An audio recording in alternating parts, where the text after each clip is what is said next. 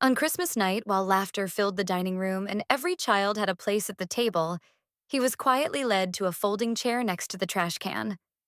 His mother stood frozen, until he whispered, "Mom, do the thing. This is the story of Elena, a single mom who gave everything and finally said enough. If you've ever been overlooked or silenced in your own family, tell us below. Would you have walked out too? I told myself this year would be different. Maybe they'd finally see him. Maybe they'd finally see me." The morning sun filtered weakly through the frosted window of our small apartment, casting a pale glow across the kitchen floor. The radiators clanked to life, groaning like they resented the work. I stood by the stove stirring instant oatmeal while Lucas sat at the dining table, tongue poking from the corner of his mouth as he carefully taped a red ribbon around a tiny cardboard box.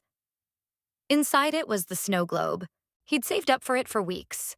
Quarters from lunch change, folded dollar bills from helping Mrs. Newton carry groceries. I'd offered to buy something nicer, but he insisted. "It has to be from me, Mom," he said. She likes snow globes. I didn't have the heart to tell him she didn't. Or maybe she did once before everything turned brittle. My phone buzzed. A Venmo notification. Negative balance again. I swiped it away. Another ping followed a message from Mom. "Don't be late. Kyle's bringing wine." I read it twice, 3 times, as if his name might disappear if I stared long enough. Of course Kyle was bringing wine. Kyle was always bringing something useless and getting praised for it. Meanwhile, I'd spent the week juggling HR reports, 2 freelance onboarding gigs, and a last-minute furnace repair call on their behalf. But that wouldn't come up tonight. It never did. Lucas finished the bow and looked up at me, eyes bright. "Can I carry it myself?" "Of course," I said. "You did all the work." He beamed and placed the box gently into a paper bag. I watched him disappear into his room to get dressed. The echo of his small footsteps ringing louder than it should have in this quiet place. The walls held so much, so many Christmases passed in the shadow of disappointment. Like last year, Lucas's name scrawled wrong on the cake Lucas. The year before that, no seat for him in the family photo. Always something. Always small enough to excuse. Big enough to remember. I'd told myself after last year that one more slight just one would be it. A FaceTime call blinked in from Marie. I hesitated, then answered. "You surviving?" she asked, not even bothering with hello. "Barely." She sipped from a red mug. "You still going? It's Christmas?" I said flatly. "Is it though, or just the annual festival of microaggressions?" I smiled despite myself. He's excited. I don't want to ruin it for him. Maybe not going is the thing that saves it. I promised. Marie leaned in. "Then at least promise me something else. If it feels bad again, you'll do the thing." There it was. That phrase. The one Lucas had made up 2 summers ago when a birthday went ignored and I'd cried in the car outside a grocery store. Do the thing, Mom, he'd said back then. Do the thing where we leave. "I will," I said now. "If it feels bad, I'll do the thing." When the call ended, I stood in the hallway, mirror mascara wand in hand, holding my breath as I swiped upward. Not too much. Just enough to look awake. Presentable. Not enough to suggest I expected anything more than indifference. Lucas came out wearing his red sweater, slightly too short in the sleeves, but his favorite, and held up the bag. "Ready," I nodded. "Let's go." The drive was silent, the roads salted and dry. Christmas songs crackled on the radio, but I kept the volume low. The houses we passed had lights strung across gutters, inflatable snowmen swaying in the wind. It all looked so warm, so intentional. I kept my eyes on the road. Halfway there, Lucas spoke. "Do you think they'll remember I like blue this year?" I gripped the steering wheel tighter. My throat tightened, but I forced a smile. "They might," I said, eyes fixed forward, but I didn't believe it. And from the way he turned his face to the window, neither did he. When we pulled into the driveway, I could see silhouettes moving inside, laughter motion, the flicker of candlelight in the window. The porch smelled faintly of cinnamon and pine as we climbed the steps. I rang the bell. The door opened with a cheerful creak. My mother stood there wearing pearls and a velvet cardigan. Behind her, Kyle's kids dashed across the hallway in matching red and green sweaters. "Come in," she said, stepping aside, eyes sliding right past Lucas. Inside, everything gleamed. Holiday carols hummed from a Bluetooth speaker. Platters of cheese and sugared nuts decorated the table, and everywhere, twinkling lights, gold accents, a professionally arranged centerpiece. It looked like the inside of a magazine. All the cousins had coordinated sweaters, probably handpicked weeks ago. A family photo was already framed on the side table. I wasn't in it. And neither was Lucas. Every child had a seat at the table. Every child but mine. The dining room shimmered like something out of a holiday magazine. Gold-rimmed plates, crystal glasses, name cards written in looping cursive. My mother had outdone herself this year. Even the centerpiece was coordinated sprigs of holly twisted around flickering candles surrounded by white roses and faux snow. The fireplace crackled gently. It all looked so perfect. At first, I just scanned for Lucas's name. I didn't panic. I assumed it was there, maybe tucked between Kyle's twins or near the high chair where the baby sat. But the name stopped. And so did my breath.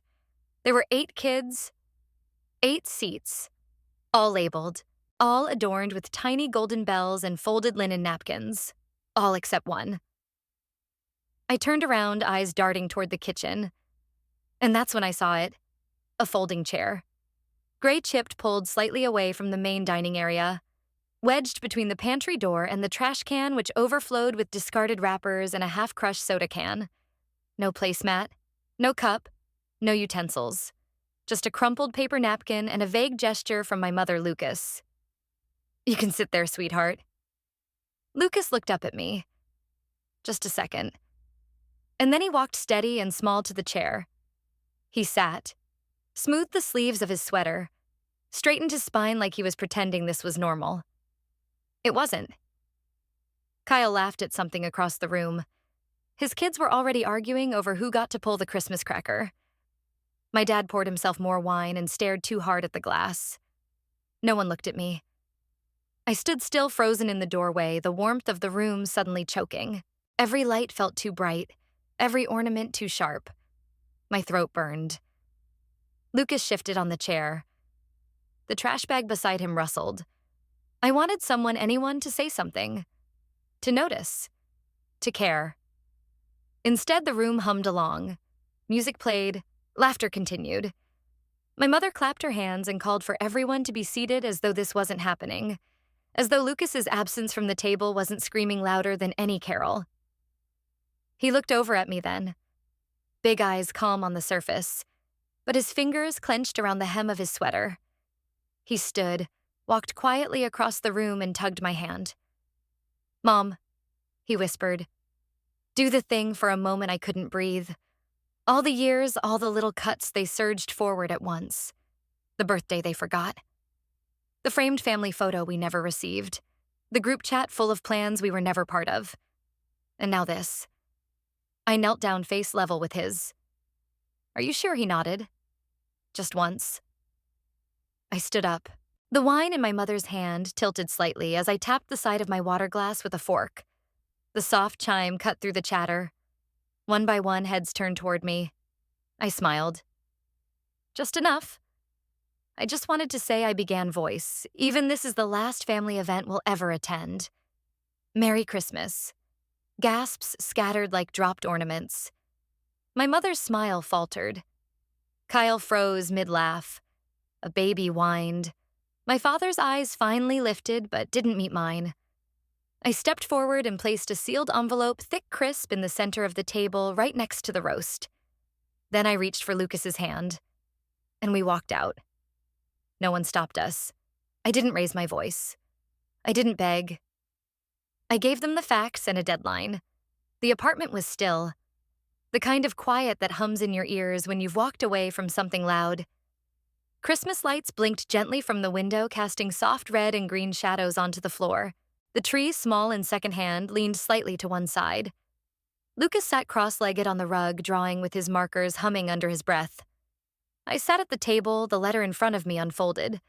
Now the paper creased from being held too tightly. I read it again. Not because I needed to, I'd memorized every word before I printed it, but because it was the first time I'd ever said it all. Fully, clearly. To my family it began. You might call this dramatic. I call it overdue. The letter wasn't angry, not on the surface. It was factual, clipped, relentless in its precision. I hadn't screamed in that dining room because I didn't need to. The evidence was already written. I remember when you forgot Lucas's birthday. You said it was because we live far away 10 miles. I remember when he wasn't in the family photo. You said the photographer ran out of time. I remember when Kyle's kids got personalized ornaments and Lucas got socks. You said it was because they're younger. I paused, fingers brushing the edge of the table. Over the past 4 years, I have contributed the following $500 a month for your utilities. $7,200 for a furnace, groceries, car insurance, repairs. All of it given in good faith. In hope. I looked up. Lucas was coloring a snowman, adding a streak of light blue to the scarf. If you don't see my son as family, then you don't see me either. Payments end January 1st. Merry Christmas. I'd folded it, sealed it, and left it in the middle of the table beside the holiday ham. Now in the dim hush of our living room, I read it again. Out loud this time. The words felt solid in the air. Lucas didn't say anything. He didn't need to. 2 days later, my phone rang. I didn't recognize the number at first, but I answered anyway. Elena, my mother's voice, sharp from crying, cracked on the second syllable. How could you do this to us at dinner in front of everyone? I stared out the window. Snow was falling gently, already beginning to blanket the empty street. You sat my son next to a trash can, I said. You've been emotionally discarding him for years. I finally decided to match your energy. There was a stunned silence on the other end. Then more crying. I let it play out. For once, I didn't rush to comfort. I didn't explain. I didn't rescue her from her own discomfort. She hung up eventually. An hour later, a message pinged in from Kyle. You're being dramatic. He's just a kid. He didn't care. Lucas looked up from his drawing. Who's that Uncle Kyle? I said, locking the phone. Lucas picked up a blue marker, his favorite color, and started shading in the sky. After a moment, he said, She still doesn't know my favorite color, does she? I didn't answer. The snow kept falling. Later that afternoon, I went to collect the mail. Most of it was junk holiday coupons, a catalog for a store I'd never heard of. But one envelope stood out, heavy cream paper, our last name embossed on the top corner. Inside was a letter. Formal. Precise. Regarding recent estate discussions and the restructuring of inheritance protocols, it began. I read the whole thing twice. My name wasn't listed. No apology. Just a photo of him when he was 5 with a sticky note that read, You'll always be family. It arrived in a small envelope wedged between a grocery flyer and a dental office reminder. The handwriting on the front was unmistakable, my mother's. Always cursive, always perfect. Inside a photograph. Lucas, age 5. His cheeks were fuller, his smile wider, his arms outstretched toward the camera with a mess of glitter and glue on his hands. It was from a long-forgotten craft day, one I'd organized, one she hadn't attended. On the back in faded ink, Lucas, age 5, Grandma's sunshine. Taped to the front was a yellow sticky note, the kind she used to slap on fridge reminders and grocery lists. The note read simply, You'll always be family. I stood by the kitchen counter, the photo in one hand, the note trembling slightly in the other. No apology. No mention of the dinner, the chair, the envelope. Just this, a symbol masquerading as sentiment. Lucas walked into the room holding a half-written page from his journal. He stopped when he saw what I was holding. Is that me? He asked, peeking over my arm. Yeah, I said, forcing a smile. From when you were 5. He nodded, then frowned. I don't remember her taking that. She didn't, I said. Lucas took the photo and studied it. He didn't smile. He didn't say anything. He walked over to the fridge and pressed the magnet down, pinning the photo in place. Then, just as quickly, he took it down again. I don't think she ever called me that before, he said. He carried the photo to the trash can, stared at it for a second, then placed it gently in a drawer instead. An hour later, my phone buzzed. A Venmo request from Kyle. $30. Owen's birthday gift. No message, no emoji. Just a demand wrapped in digital formality. Lucas wasn't invited to the party. I didn't respond. I didn't decline. I just left it there like a door someone knocked on that I refused to open.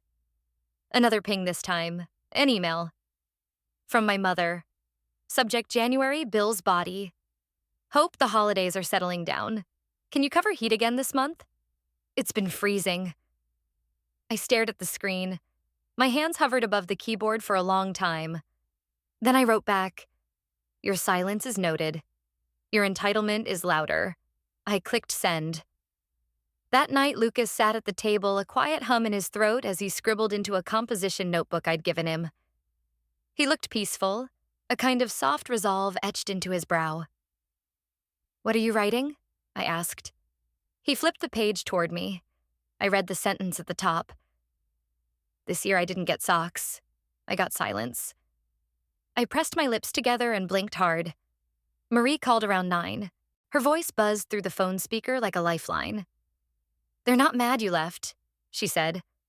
"They're mad you meant it." I didn't speak. I didn't need to. She knew. As the conversation faded and the night grew still, a second envelope arrived, hand-delivered, slipped under the door. The kind of envelope you don't want to open, but know you must. Cream-colored legal in tone and texture. Inside was a letter. "This is to notify you of the updated preliminary estate distribution plan for the Marshall family holdings. In accordance with the grantor's wishes, the sole beneficiary of the listed assets, including real property investments and personal effects, shall be Kyle Marshall." My name wasn't mentioned. Not once.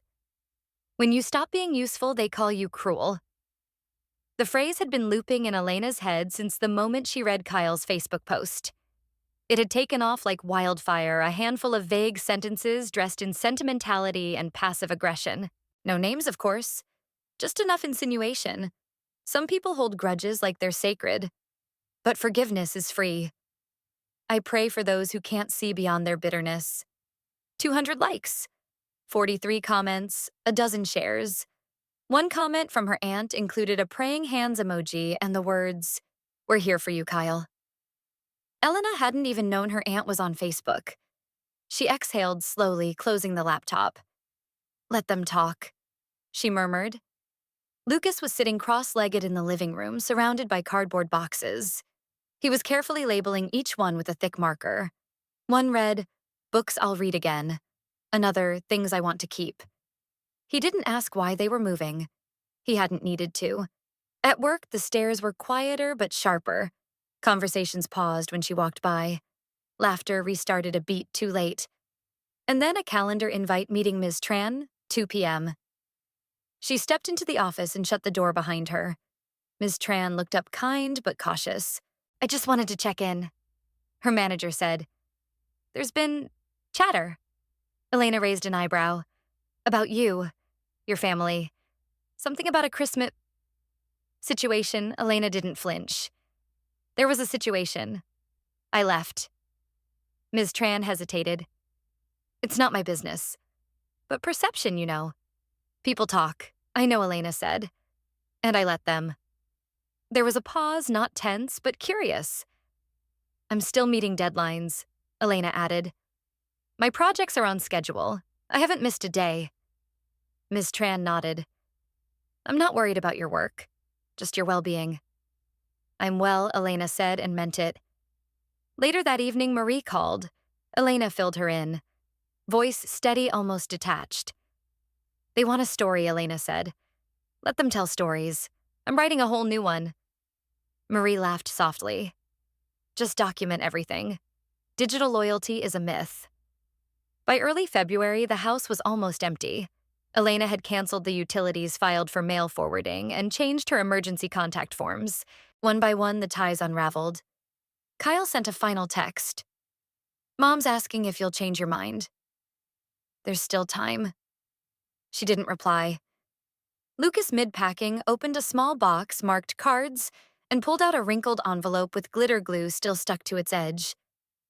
He read the card inside a generic Happy Birthday Sweet Boy signed Love, Grandma. He looked at it for a long time. Then he folded it in half and dropped it into the trash without a word. Elena watched from the doorway, her heart full of sorrow and clarity. That night, while cleaning up after dinner, she found Lucas's journal on the counter. The last page was left open. Scrawled in pencil beneath a crude sketch of a Christmas tree were the words, "Maybe next Christmas will be the family someone else wishes they had. No matching sweaters, no formal dinner. Just one table and his name on every place card." The townhouse smelled of cinnamon and orange zest. Lucas had insisted on baking muffins himself, and though half of them came out slightly burnt, the joy in his face made Elena pretend they were perfect. The table was set with blue napkins chosen after a long, serious trip to the dollar store where Lucas debated shades like a designer. The tablecloth was also blue, his favorite shade, soft and rich, reminding her of the sky just before night. The place cards were handwritten, a little crooked, each one decorated with a doodle. Lucas's had a stick figure version of himself next to a star. His best friend Liam's card had a soccer ball. Elena's had a tiny coffee cup and the word Mom written in a swirl of silver ink. There were no centerpieces, no matching plates, no coordinated outfits. But there was laughter, real echoing off the walls that once held only silence and strained phone calls. As Lucas and Liam played with their new board game on the floor, Elena sat back with her tea. The living room was cluttered with wrapping paper, cookie crumbs, and joy. Marie appeared on the screen of her tablet wrapped in a fleece blanket holding a mug of something suspiciously dark. "You did it." She grinned. "Look at you hosting." Elena chuckled. "They're happy. That's what matters." Marie raised her mug. "To boundaries and blue napkins." After the boys went to bed reluctantly after 2 rounds of hot chocolate, Elena wandered into the kitchen to start cleaning up. That's when she saw it. A single sheet of paper lay on the table, slightly crumpled, folded once. Lucas's handwriting ran across the top in pencil. "Someone who changed my life." She sat down slowly and unfolded it. "He's my mom," it began. "She didn't let me sit by the trash. She gave me a seat next to her. Tears welled in her eyes, soft and unannounced. She placed the paper down and let herself feel everything.